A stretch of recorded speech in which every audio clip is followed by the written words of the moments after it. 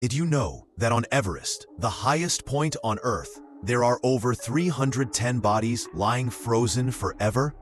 But what makes people climb so high when it brings no profit at all? People don't go to the mountains because it's logical or useful. They climb because inside them burns a deep need to experience transcendence, to step beyond the ordinary, to prove their own worth, and, if only for a moment, to feel that death has stepped aside. But did you know Everest is still growing? Not by much, just 4 millimeters a year, which means every climber technically conquers a slightly higher peak than their predecessors. Another strange fact, the landmarks on the route are the bodies of climbers. They're left there because it's almost impossible to bring them down. The most famous case is the Green Boots, a frozen body that became a grim trail marker. And for anyone on a diet, Everest is perfect.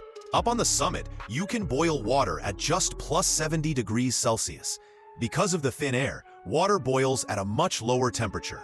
So the tea you get is basically diet tea. Everest was discovered for Europe only recently, in 1852. The first measurements were done with theodolites from more than 100 miles away, because the British weren't allowed closer. The margin of error could have been huge, but they almost nailed it.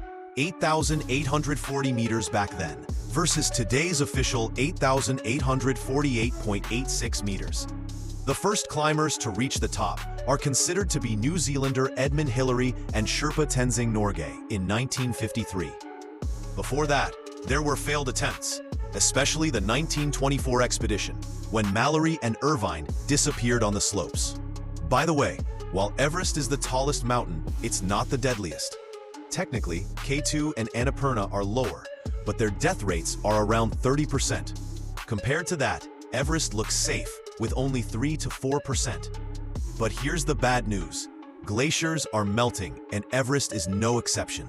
In the last 60 years, the glaciers at its base have lost up to 25% of their mass.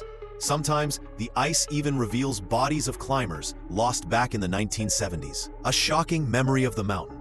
If things keep going at this pace, then by the mid-21st century, the Himalayas could lose up to 1/3 of their glaciers.